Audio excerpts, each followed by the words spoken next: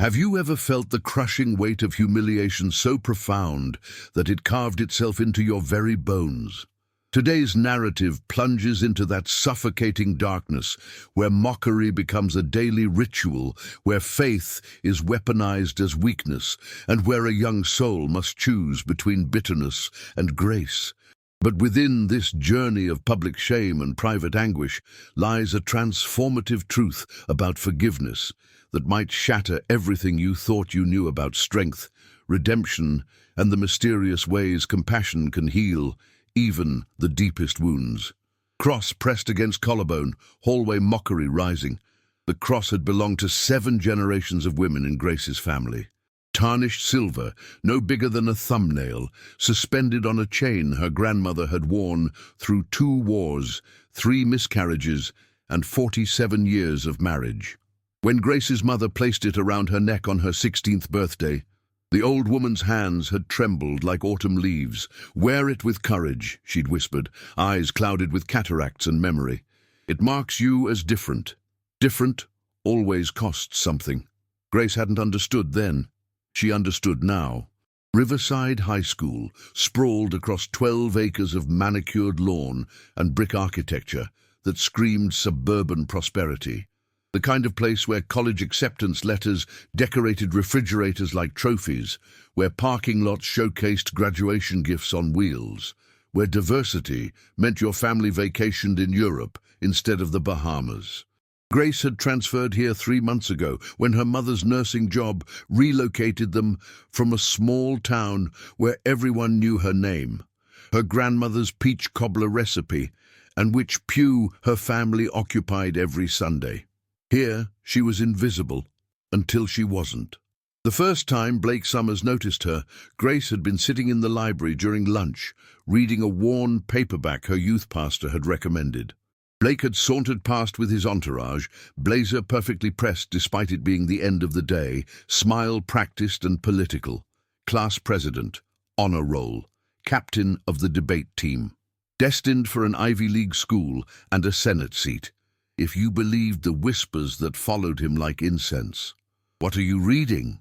Blake had asked, tone friendly enough that Grace had looked up with something resembling hope.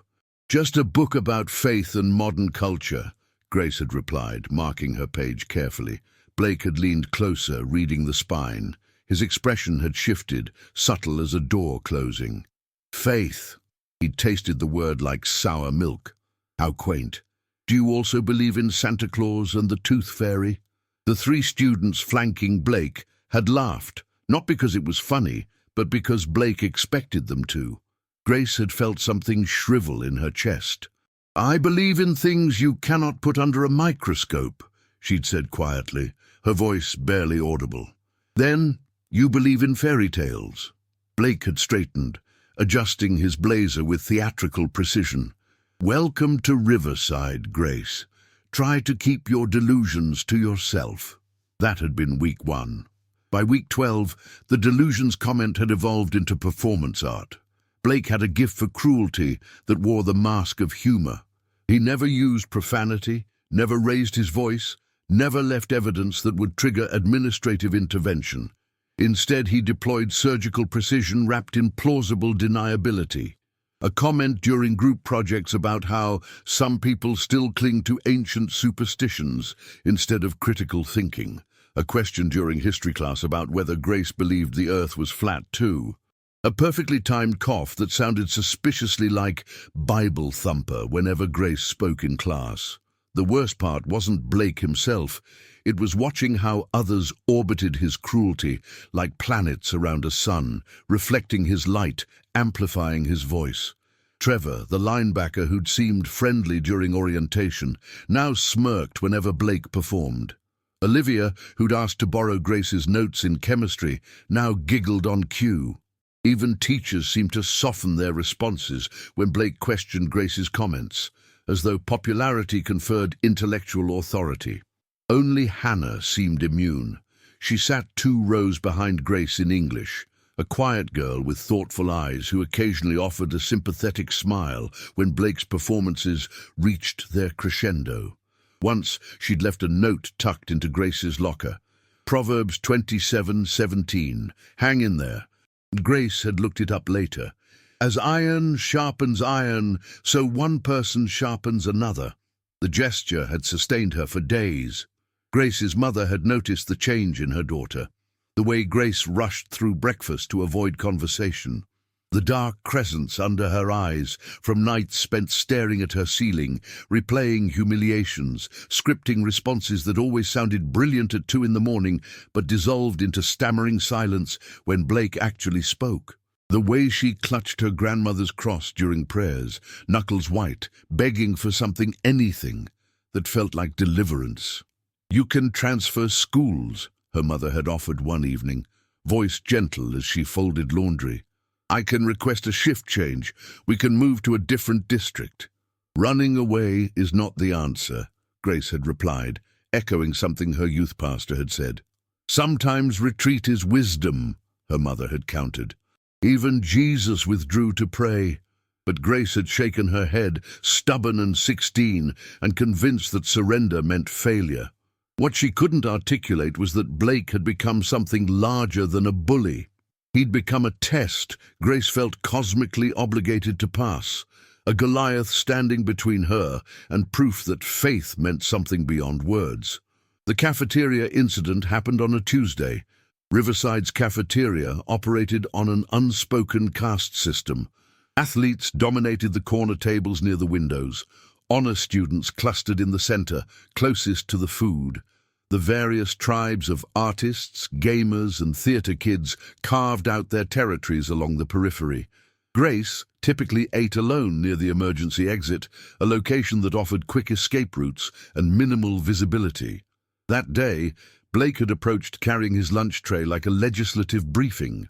3 students trailed behind him, phones out, anticipation crackling. Grace had been mid-bite into her sandwich when Blake's shadow fell across her table. "Grace," Blake's voice carried, designed to attract an audience. "Perfect timing.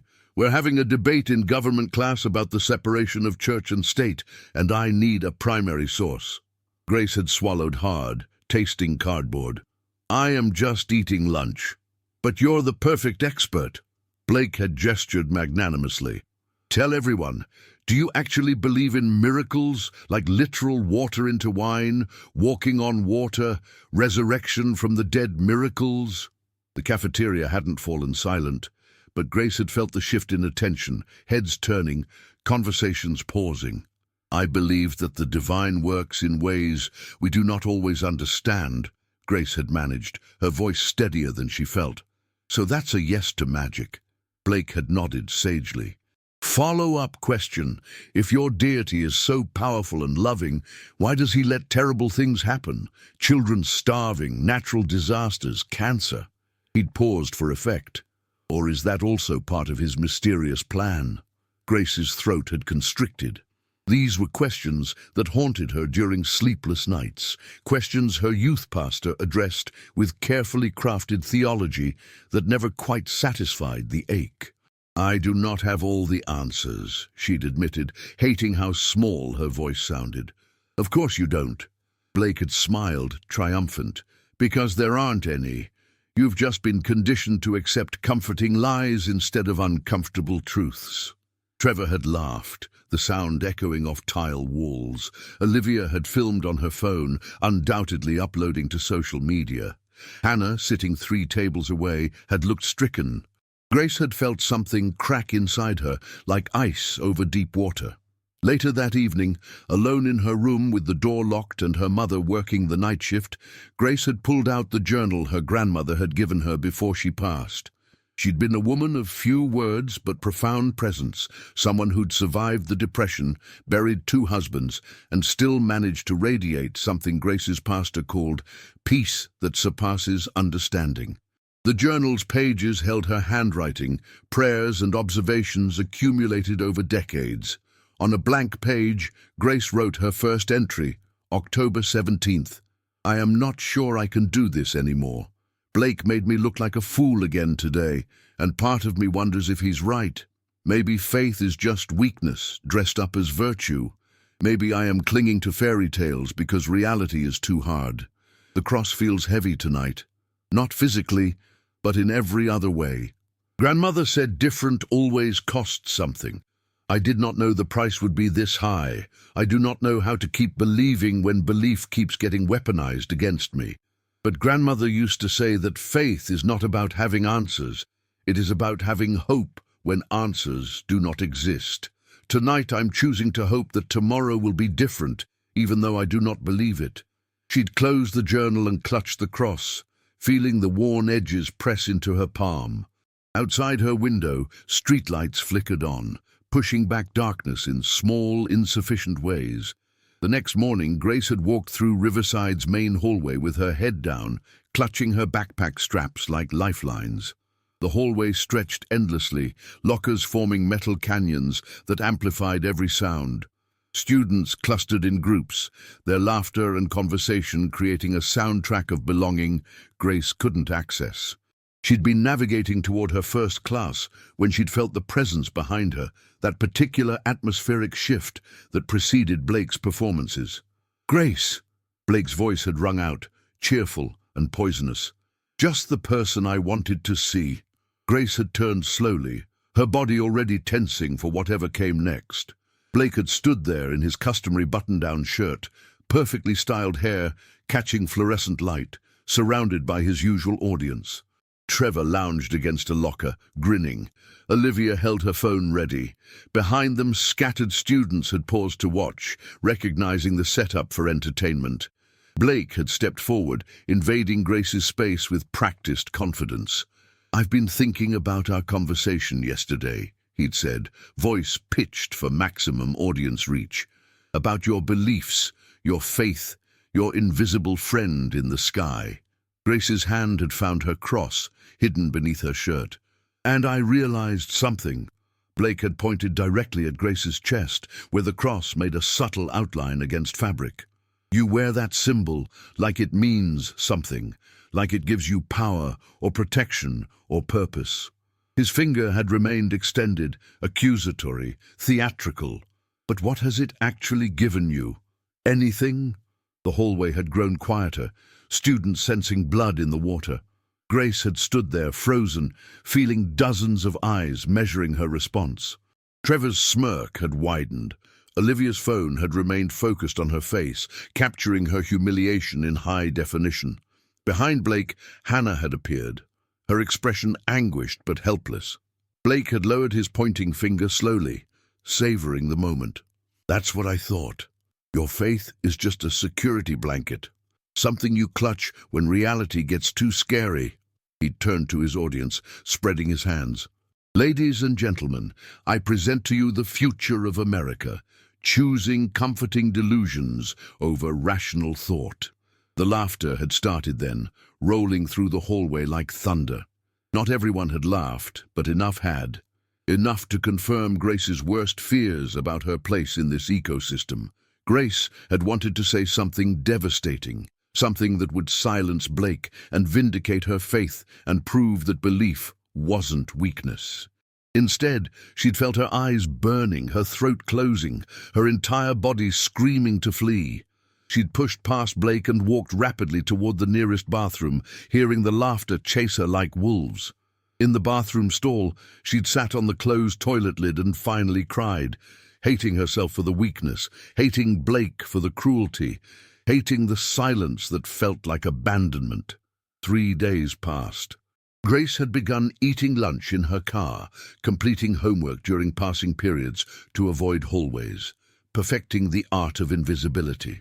Blake, satisfied with his performance, had moved on to other targets. The social media posts had cycled through their usual lifespan, replaced by newer scandals and dramas. By Friday, most students had forgotten the incident entirely. Grace hadn't forgotten. She'd felt something fundamental shift, like a bone setting incorrectly, healing wrong. On Saturday morning, her phone had buzzed with an unknown number. "This is Blake Summers. Can we talk, please?" Grace had stared at the message for 7 minutes, certain it was a prank, some new layer of torment. She'd almost deleted it when another message arrived. "I know I don't deserve a response, but I'm asking anyway. It's important." Pride had demanded Grace ignore it. Curiosity had won. "Why?" she typed back. The response had taken longer, as though Blake was choosing words carefully. "My mother is in the hospital. Stage 4 cancer. They told us yesterday. I need to ask you something in person." Grace's hands had trembled. She'd reread the message 3 times, searching for the trap, the setup, the punchline. "I do not understand," she'd typed. "Can you meet me at Riverside Park, the bench near the fountain? 1 hour." Every instinct had screamed danger. Every memory of Blake's cruelty had urged refusal. But something else stirred in Grace's chest, something that felt uncomfortably like the faith she'd been defending. "Okay," she typed, immediately regretting it. Riverside Park occupied 10 acres of carefully maintained greenery, featuring walking trails, a playground, and a fountain that allegedly commemorated some forgotten local hero. Grace had arrived 15 minutes early, choosing a bench with clear sightlines, prepared to flee if necessary. Blake had appeared exactly on time, but transformed. Gone was the confident swagger, the political smile, the carefully curated presence. He'd worn a rumpled hoodie and jeans, hair disheveled, eyes red-rimmed and hollow. He'd looked like someone had scooped out everything essential and left only the shell. He'd sat down on the opposite end of the bench without asking permission, maintaining distance, respecting territory. For a long moment, neither had spoken. The fountain behind them had gurgled peacefully, indifferent to human drama. "Thank you for coming," Blake had finally said, voice scraped raw. Grace had nodded stiffly, still uncertain whether this was elaborate theater. "I know what you're thinking." Blake had stared at his hands. "That this is another performance. Another chance to humiliate you. I don't blame you." He'd paused, struggling. "But I'm not here for that. I'm here because I'm desperate, and you're the only person I could think of who might actually help me." "Help you how?" Grace had asked carefully. Blake had looked up then, and Grace had seen something she'd never witnessed in Blake's face before. Genuine fear. "Pray for my mother," Blake had whispered. "I know I don't deserve to ask. I know I've been cruel to you, mocked everything you believe, made your life miserable, but my mother is dying, and doctors have done everything they can, and I don't know what else to do." The words had hung between them, raw and desperate. Grace had felt her anger rising, righteous and justified. "You want me to pray?" She'd kept her voice level, but fury had leaked through. "You have spent 3 months telling me prayer is delusional, that faith is weakness, that believing in miracles is choosing lies over truth, and now you want me to pray because suddenly it is convenient." "I know," Blake had said miserably. "I know how hypocritical it sounds, but I'm not asking for me. I'm asking for her." His voice had cracked. "She's the kindest person I've ever known. She volunteers at homeless shelters. She pays for strangers' groceries when they're short at checkout. She taught me everything good about myself, which right now doesn't feel like much." Grace had looked away, watching children play on distant swings, their laughter carrying on afternoon breeze. "My mother is the one who suggested I reach out to you," Blake had continued. "She saw the video, Olivia's video of me pointing at you, laughing at you. She made me watch it with her." He'd wiped at his eyes roughly. "She asked me what kind of person I'd become. She asked me if this was who she'd raised. And then she started crying, Grace, not because of the cancer, because of what I'd done to you." "Good," Grace had said, the word escaping before she could stop it. "I deserve that," Blake had acknowledged. "I deserve much worse, but she doesn't. She doesn't deserve to watch her son be a monster. She doesn't deserve to die knowing she failed to teach me basic human decency." The fountain had continued its endless circulation, water moving in patterns established by design. Grace had thought about her grandmother's journal, about choosing hope when answers didn't exist. She'd thought about every sermon she'd ever heard about forgiveness being a gift you gave yourself, about turning the other cheek, about loving your enemies. All of it had sounded so noble in theory. In practice, sitting 3 feet from someone who'd systematically dismantled her dignity, It felt like asking her to swallow glass. "How sick is she?" Grace had asked finally. "Pancreatic cancer. Spread to her liver. They've given her 6 months, maybe less. She starts aggressive chemo next week, but her oncologist says it's mostly about buying time, not curing the disease." Blake had looked at Grace directly. "I don't believe in your faith. I want to be honest about that. But my mother does. She believes with everything she has, and she asked me specifically to find the girl in the hallway, the one I hurt, and ask her to pray because she thinks that kind of prayer matters more." "Why would she think that?" Grace had asked. "Because you've suffered," Blake had said simply. "She says suffering refines faith into something pure, that prayers from someone who's been broken and still chooses to believe carry more weight." He'd laughed bitterly. "I'm not explaining this well. I don't understand theology, but that's what she said." Grace had felt something shift in her chest, like tectonic plates adjusting.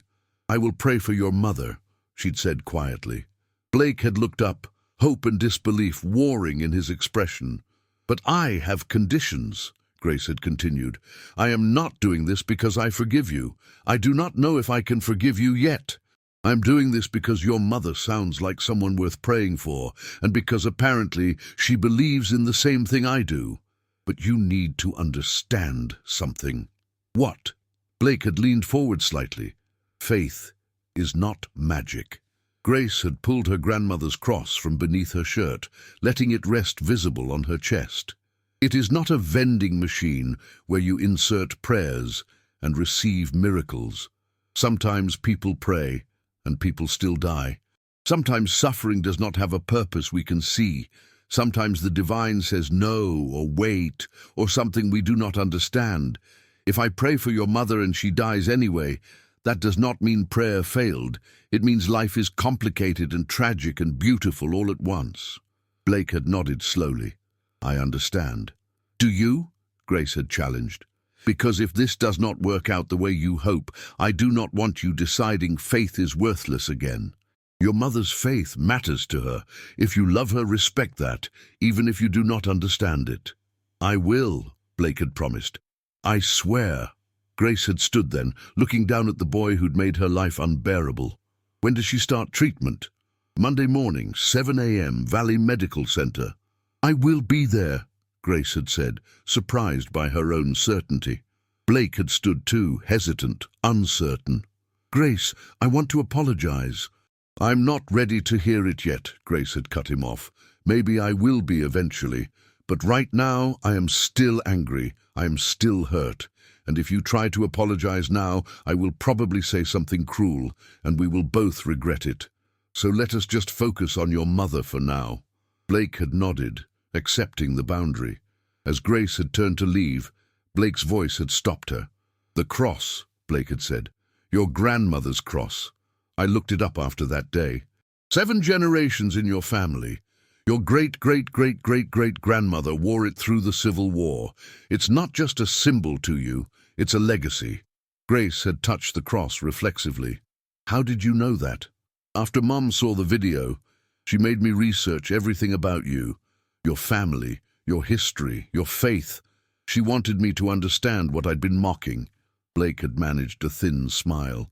"She's very thorough when she's disappointed." Grace had almost smiled back. Almost. Monday morning arrived cold and grey, the kind of autumn day that suggested winter's approach. Grace had told her mother she needed the car early, explaining vaguely about a school project. Her mother had believed her because Grace had never given her reason not to, though concern had shadowed her eyes. Valley Medical Center sprawled across several buildings, connected by enclosed walkways and marked by that particular smell of antiseptic and anxiety that haunted all hospitals.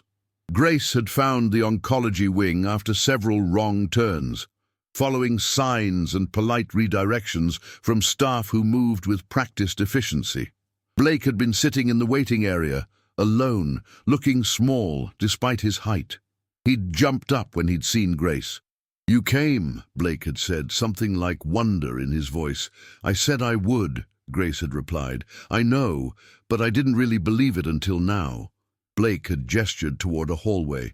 "She's in room 217. They're prepping her for treatment. She asked if you'd come in to see her before they start." Grace's stomach had clenched. "I do not know if that's appropriate. I'm just some kid she does not know. She wants to meet you," Blake had insisted. "Please?"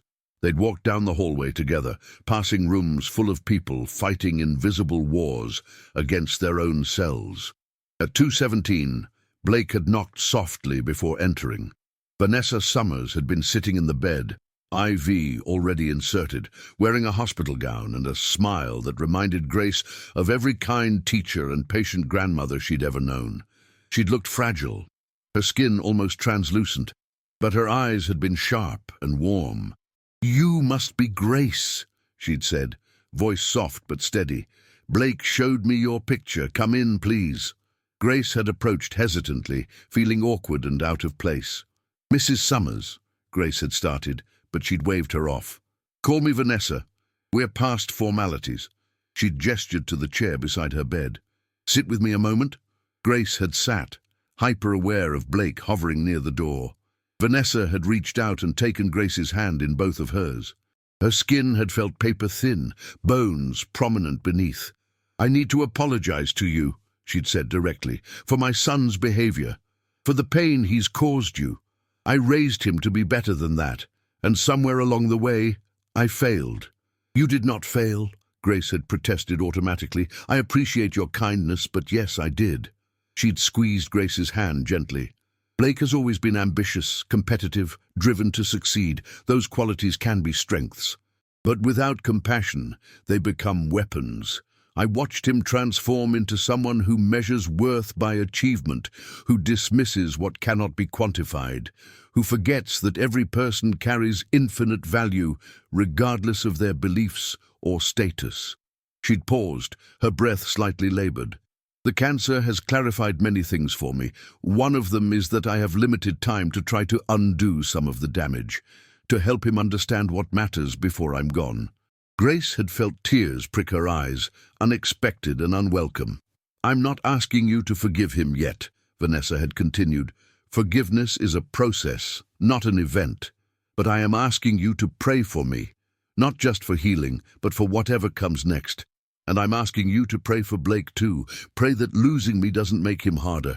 Pray that grief might soften what success has calcified." "I can do that," Grace had managed. "Your grandmother's cross." Vanessa had noticed it around Grace's neck. "May I see it?" Grace had removed it carefully, placing it in Vanessa's palm. She'd examined it with the reverence it deserved. 7 generations, Vanessa had murmured. What a gift. What a responsibility. She'd looked at Grace with unexpected intensity. "This cross has witnessed so much. War and peace, birth and death, faith tested and renewed. It is more than metal, is it not? It is a reminder," Grace had said, "that I am part of something larger than myself, that faith is not about being perfect, it is about showing up even when it is hard." "Especially when it's hard," Vanessa had agreed. She'd handed the cross back. "Would you pray with me now, before the treatment begins?" Grace had glanced at Blake, who'd nodded, stepping closer. The three of them had formed a small circle, hands joined. Grace had closed her eyes, feeling the weight of the moment, the impossibility of adequate words. "Heavenly Father," Grace had begun, voice rough with emotion, "I do not fully understand why suffering exists, or why good people face terrible challenges, or how your plans work. But I am here asking you to be with Vanessa, not just in healing, though we hope for that, but in courage, in peace, in whatever comes next. Help her feel your presence in every moment, especially the painful ones. Help Blake understand that love does not require comprehension, that faith is not about having all the answers. It is about trusting that there is meaning even in the mystery." She'd paused, gathering herself. "And Father, help me forgive, not because Blake deserves it, but because holding on to anger is like drinking poison and expecting someone else to die. We are all broken in different ways. Help us remember that. Amen." "Amen," Vanessa had whispered. Blake hadn't said anything, but his shoulders had shaken silently. The nurses had arrived then to begin the treatment process, and Grace had excused herself, leaving mother and son to face what came next. In the parking lot, Grace had sat in her car for 20 minutes, crying for reasons she couldn't fully articulate, for Vanessa's impending battle, for Blake's fear, for her own anger that felt simultaneously justified and exhausting, for the mysterious, complicated, often painful nature of existence that no theology fully explained. Eventually she'd driven to school, arriving late but unable to care about the consequences. The following weeks had unfolded in patterns Grace hadn't anticipated. Blake had returned to school after 3 days, hollow-eyed but present. In government class, when the teacher had asked about a controversial policy, Blake had offered an analysis that acknowledged multiple perspectives, including religious viewpoints, without mockery or dismissal. In the hallway, he'd walked past Grace without comment, but the hostility had vanished, replaced by careful neutrality. Hannah had approached Grace at lunch, sliding into the seat across from her without invitation. "The video," she'd said without preamble. "The one from the cafeteria. I reported it to the administration for bullying. Blake got called into the principal's office." "When?" Grace had asked. "Last week, before his mother got sick." Hannah had picked at her sandwich. "I don't know what happened exactly, but I heard he got formally reprimanded. It's on his record now." Grace had absorbed this information, unsure how to feel about it. "I should have done it sooner," Hannah had continued, guilt threading through her words. "I should have stood up for you in the moment, not just hit report after the fact." "You did more than most people," Grace had said gently. "Thank you." "Are you going to keep praying for his mom?" Hannah had asked. "I heard through the gossip network that you met her at the hospital." "Every morning," Grace had confirmed. "I do not know if it is helping, but I feel like I need to do it." "That's incredibly gracious of you," Hannah had said, something like awe in her voice. "After everything he did," Grace had touched her cross, feeling its familiar weight. "I am not gracious, I'm still angry. But I'm trying to figure out what it means to be faithful when faith is complicated." 2 weeks after the treatment began, Blake had approached Grace after school. They'd both been walking to the parking lot, and Blake had matched her pace carefully, maintaining space. "Mom wants to know if you'll visit again," Blake had said without preamble. "She's been talking about you, about your prayer, about your grandmother's cross." "How is she doing?" Grace had asked. "The treatment is rough. She's weak, nauseous, losing her hair. But her spirits are good. Better than they should be, actually." Blake had hesitated. "She says she feels peace. She attributes it to prayer. Specifically, your prayer." Grace had stopped walking, looking at Blake directly. "You do not believe that." "I don't know what I believe," Blake had admitted. "But I can't deny what I see. She's facing something horrific with Grace I can't comprehend.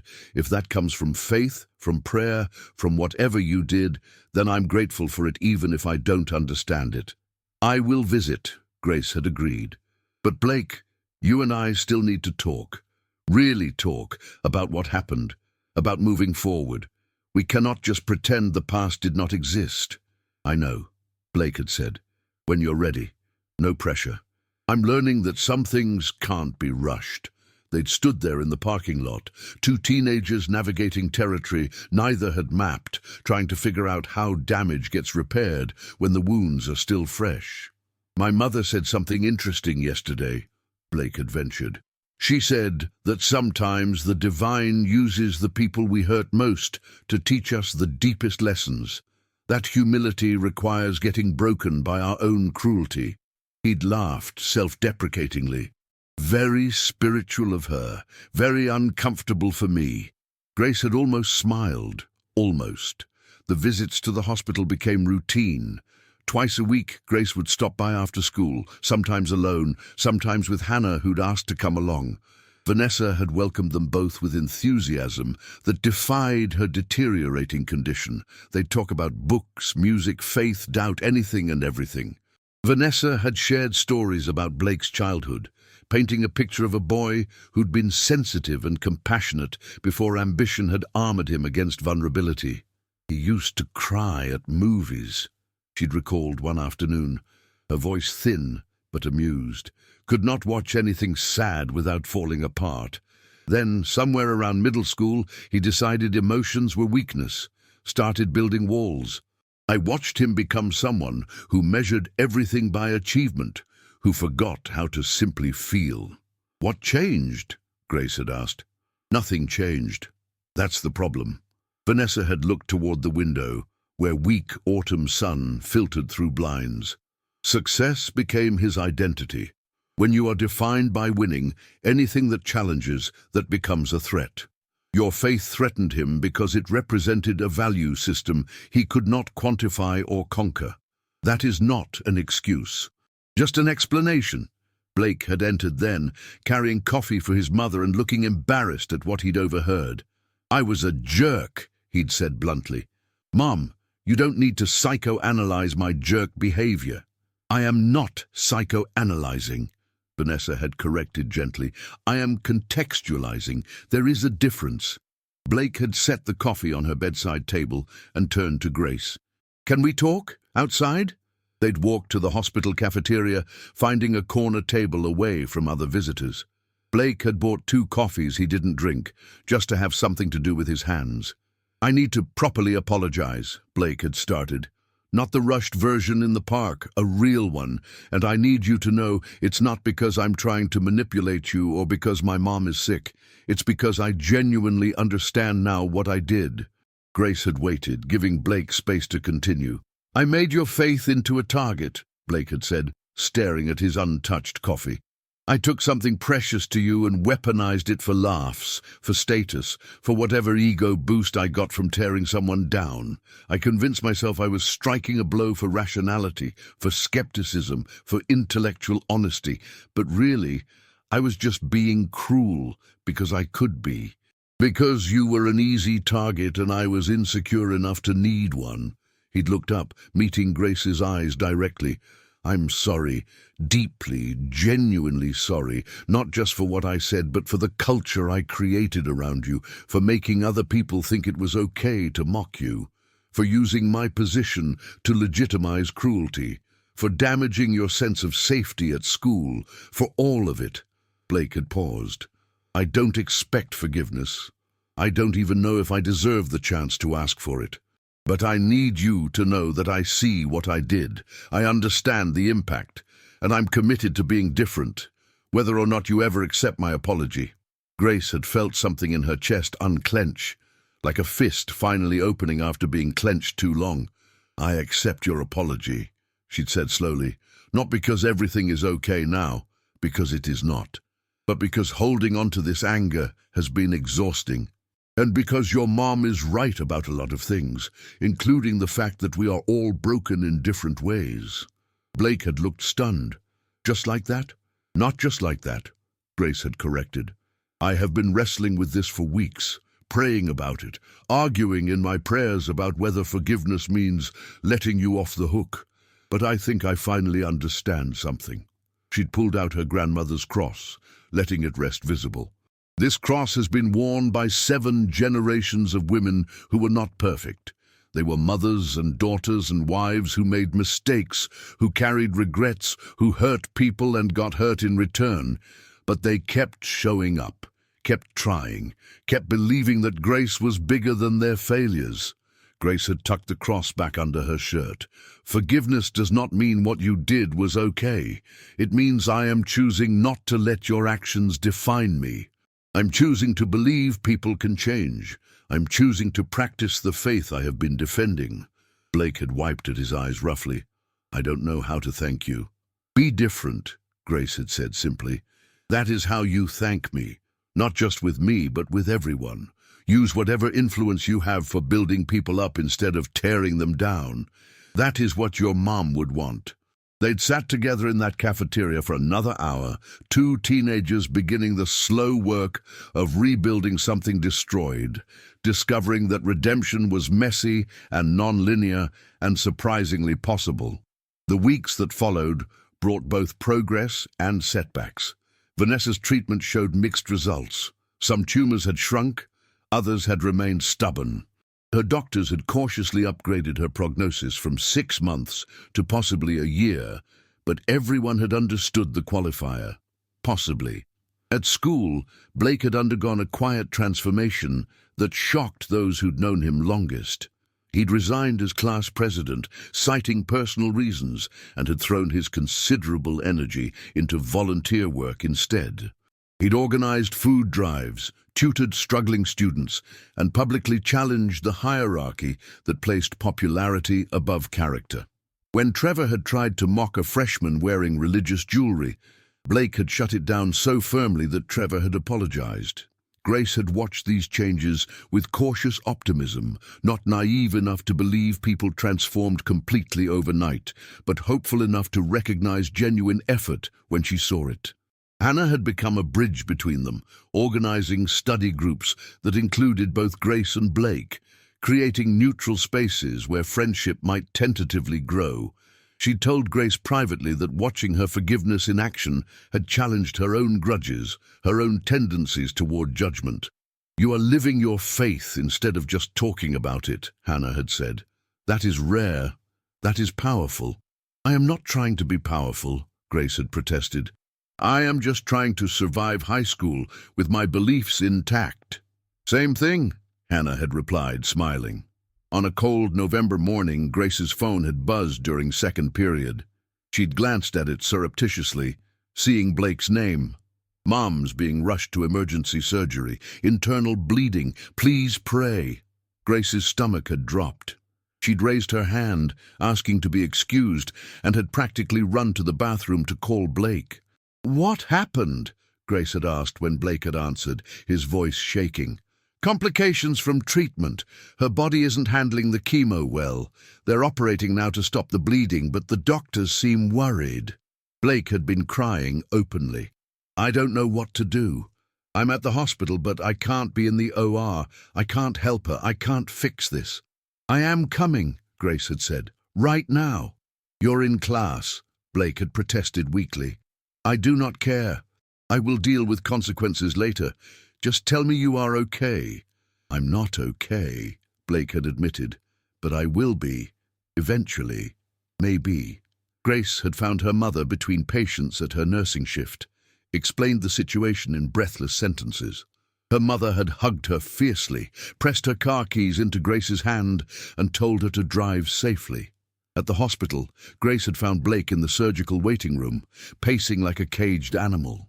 Blake had looked up when Grace had entered, relief flooding his face. "You came," Blake had said, voice breaking on the second word. "Of course I came," Grace had replied. They'd sat together as the minutes crawled past, neither speaking much, just existing in shared space. Hannah had arrived an hour later, having left school during lunch. She'd brought food neither wanted, but the gesture had mattered anyway. The surgeon had emerged after 3 hours, scrubs spotted with blood, expression neutral in that way, medical professionals perfected to protect themselves from constant tragedy. "The surgery was successful," she'd said without preamble. "We stopped the bleeding, but Mrs. Summers is extremely weak. The next 48 hours are critical. She'll be in ICU, and we're limiting visitors to immediate family only." "I'm her son," Blake had said, stepping forward. "I know," the surgeon had replied, not unkindly. "You can see her briefly once she's settled. But, Mr. Summers, I need you to understand the situation clearly. Your mother's body is not tolerating treatment well. We may need to discuss alternative approaches, including palliative care. She's going to die," Blake had said flatly, not a question. "Everyone dies," the surgeon had replied. "But yes, your mother's cancer is progressing despite our interventions. I'm sorry. We'll continue fighting, but you should prepare yourself for difficult decisions ahead." After the surgeon had left, Blake had collapsed into a chair, his face in his hands, shoulders shaking with silent sobs.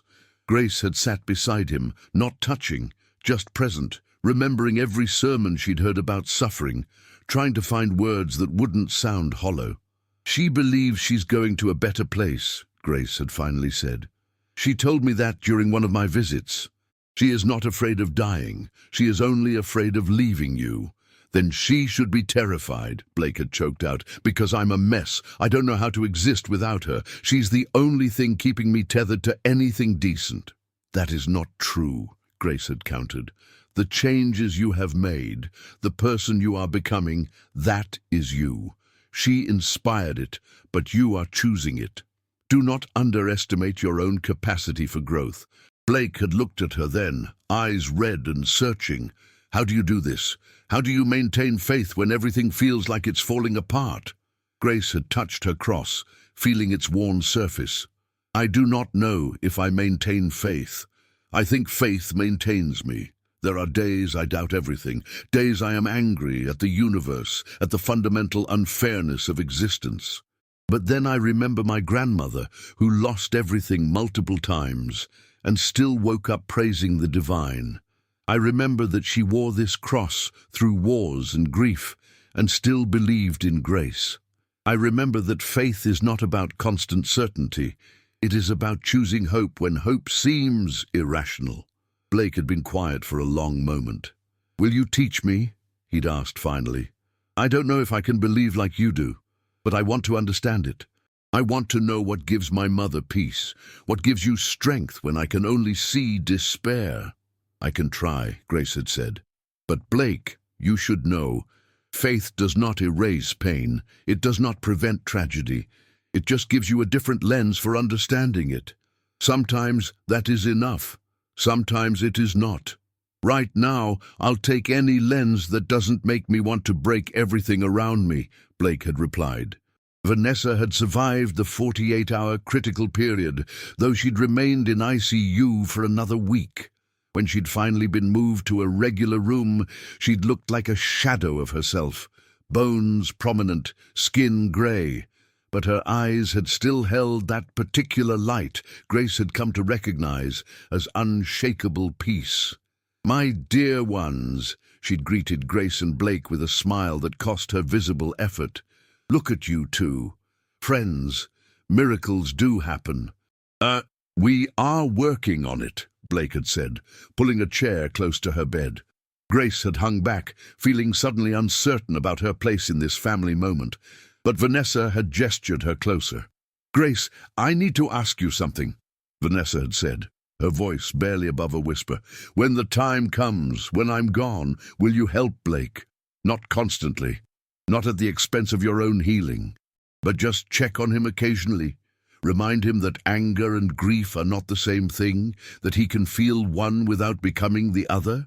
Mom, Blake had protested, but she'd silenced him with a look.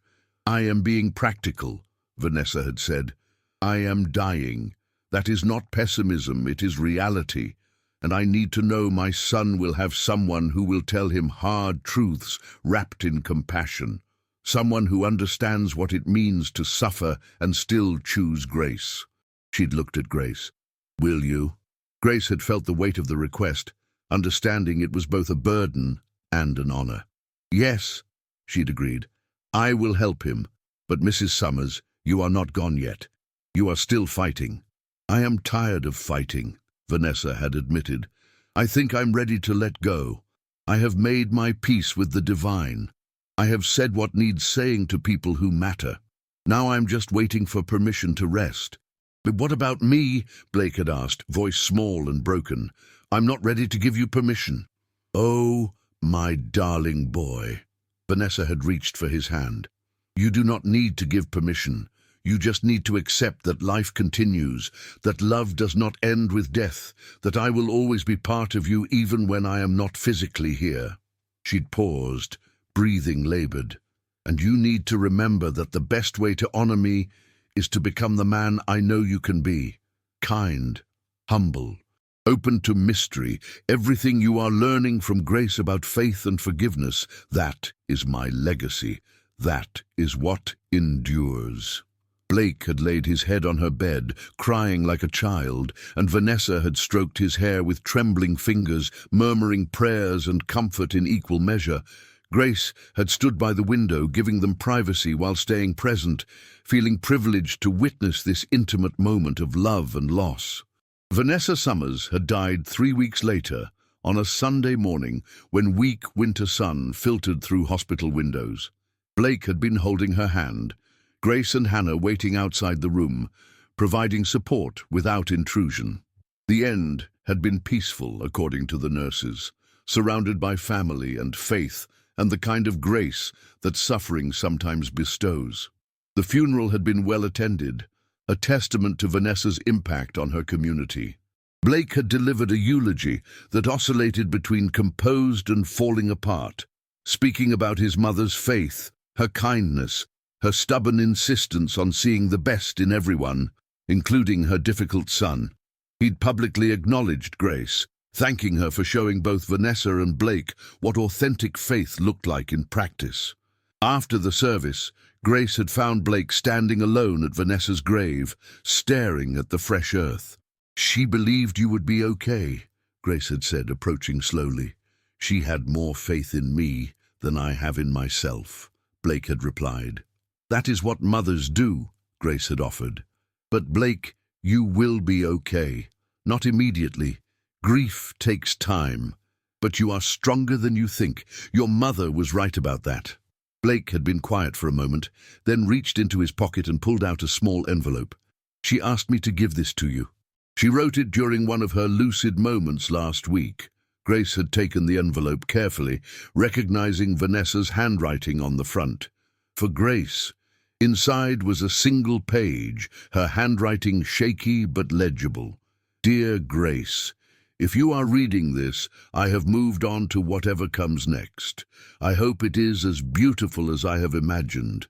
I hope I will see my own mother again, feel her embrace, hear her laugh. I am writing to thank you. Not just for praying for me, though that gift was precious, but for showing my son what faith looks like when it is tested.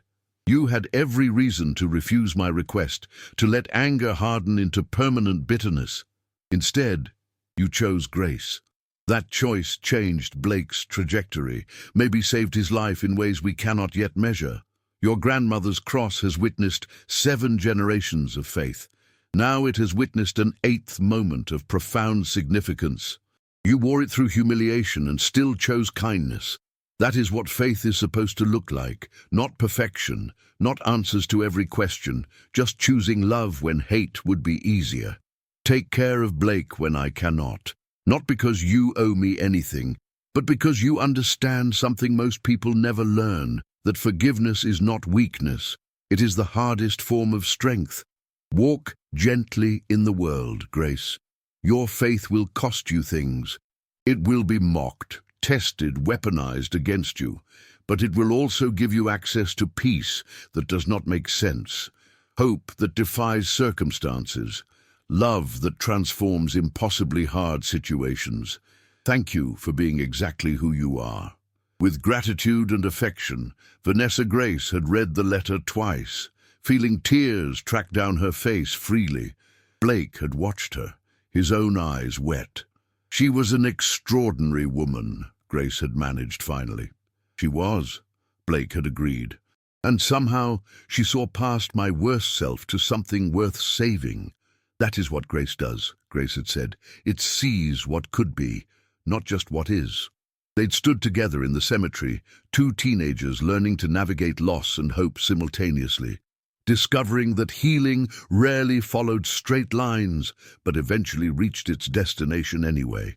Back at school the following Monday, things had shifted subtly but permanently. The hallway where Blake had once mocked Grace had become just another hallway, drained of its power to wound. Blake had returned to class with grief written plainly on his face, and instead of his usual orbit of admirers, he'd found himself approached by students who offered genuine condolences. Grace had watched this transformation with quiet satisfaction, seeing evidence that authenticity resonated more deeply than performance ever could. In government class, when the teacher had assigned a project on the intersection of faith and public policy, Blake had asked to partner with Grace. They'd worked together in the library during lunch, the same library where Blake had first mocked Grace's reading material months earlier. This time, Blake had listened more than he'd spoken, genuinely curious about perspectives he'd previously dismissed. "I'm not sure I'll ever believe," Blake had admitted during one session.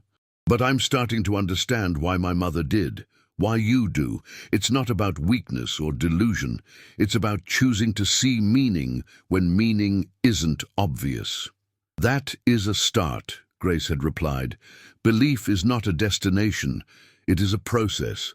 Some people reach certainty, others live in productive tension between doubt and hope. Both are valid." Their project had earned the highest grade in the class, but more importantly, it had represented something neither had expected at the beginning of the school year. Friendship forged through fire, tested by suffering, and ultimately strengthened by the decision to extend grace when grace wasn't deserved. Hannah had become the third member of their unlikely trio, the glue that held them together when grief or guilt threatened to pull them apart. She'd organized study groups, movie nights, and volunteer activities that gave structure to their healing. During one particularly difficult evening when Blake had broken down sobbing over a memory of his mother, Hannah had simply held space for his grief without trying to fix it, and Grace had sat beside him, offering the ministry of presence. "I used to think strength meant never breaking," Blake had said when he'd finally calmed. "My mom tried to teach me differently, but I wouldn't listen. Now I understand. Strength is breaking and still choosing to keep going." "Your mom would be proud of you," Grace had assured him. "Not because you are not grieving, but because you are grieving honestly while still moving forward." Months passed. Winter gave way to spring, though Vanessa's absence remained acute. Blake had started attending church with Grace occasionally, sitting in the back row, participating tentatively, asking questions that ranged from curious to skeptical. Grace had never pressured him, understanding that faith couldn't be rushed or manufactured, only discovered at its own pace. One Sunday after service, Blake had pulled Grace aside, looking uncertain. "I've been thinking about next year," Blake had said.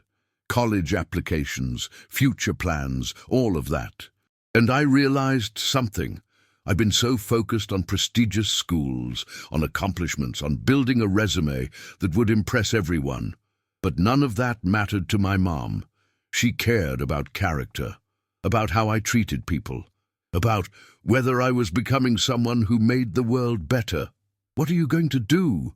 Grace had asked. "I'm considering schools with strong service programs, maybe social work, maybe non-profit management, something that actually helps people, instead of just accumulating wealth and status." Blake had laughed, self-deprecatingly. "My dad thinks I'm insane. He wants me at an Ivy League business school, following his footsteps. But I keep thinking about what my mom said about suffering, refining faith into something pure. Maybe the same is true for purpose. Maybe losing her refined what I thought mattered into what actually does." Grace had felt pride swell in her chest. "Your mom would absolutely love that." "I think she already does," Blake had said. "Wherever she is, I think she's watching, and I want her to be proud of what she sees." At the end of the school year, during the senior recognition ceremony, Blake had been called to the stage to receive an award for community service. As he'd accepted it, he'd deviated from the expected acceptance speech. "I don't deserve this award," he'd said, his voice carrying across the auditorium.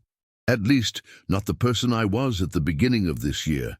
That person was arrogant, cruel, and convinced that success meant dominating others.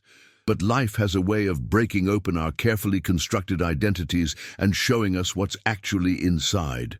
He'd paused, looking directly at Grace in the audience. "This year, I lost my mother to cancer. It was the worst thing I've ever experienced. But in the midst of that loss, I learned something from an unlikely source.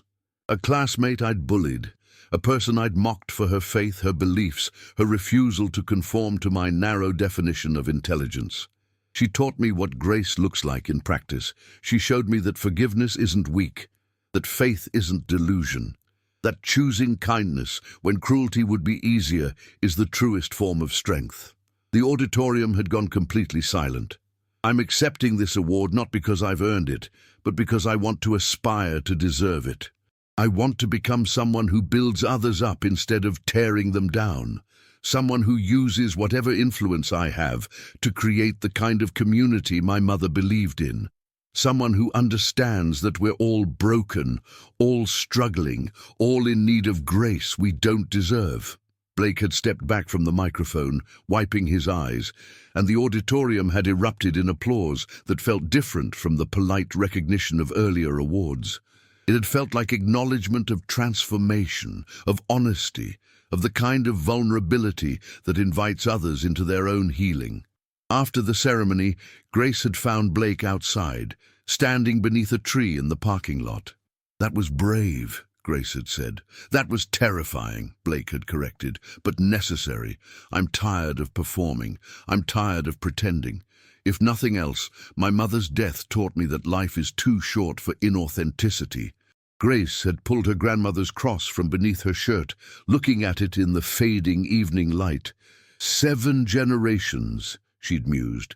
7 generations of faith tested and renewed. Now 8. "What happens when you have kids?" Blake had asked. "Will you pass it to them?" "If I have children," Grace had replied. "And yes, I will, along with the story of this year, the story of how suffering can refine us instead of destroying us. How forgiveness can heal both the forgiver and the forgiven.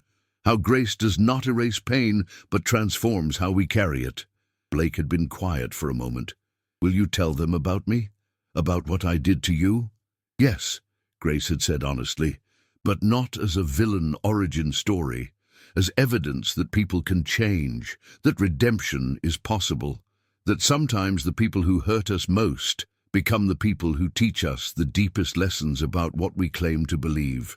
"I don't know if I'll ever fully believe like you do," Blake had admitted, "but I'm grateful you do.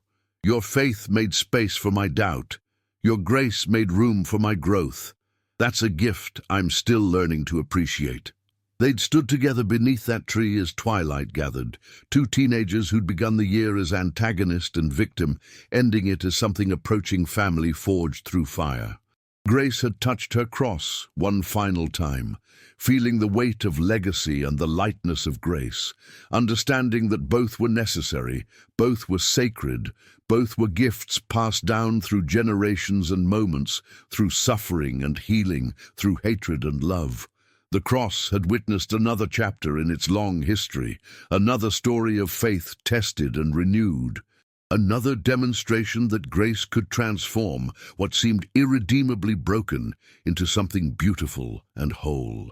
And somewhere, Grace liked to imagine, Vanessa Summers smiled, knowing her prayers had been answered in ways she'd hoped but never demanded, trusting that the seeds she'd planted would continue growing long after her hands had released them to careful tending.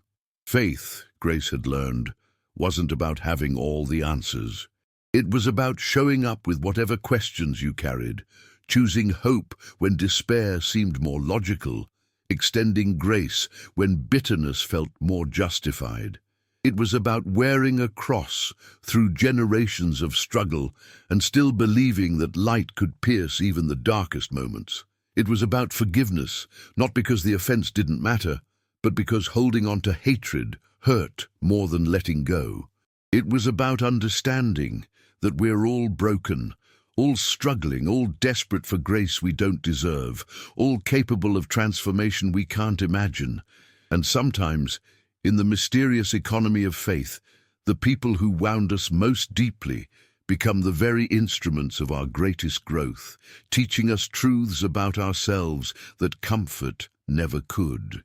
Grace looked at Blake, and Blake looked back, and in that exchange of glances lived an entire testimony, written not in words, but in transformed lives, in grace extended and received, in suffering that refined instead of destroyed. The cross rested against Grace's chest, warm from body heat, carrying the weight of 7 generations and now 8, a tangible reminder that faith wasn't a destination, but a journey, not a conclusion, but a continuing conversation, not an answer, but a relationship that sustained when answers didn't exist. And that, Grace thought, was enough, more than enough. It was everything.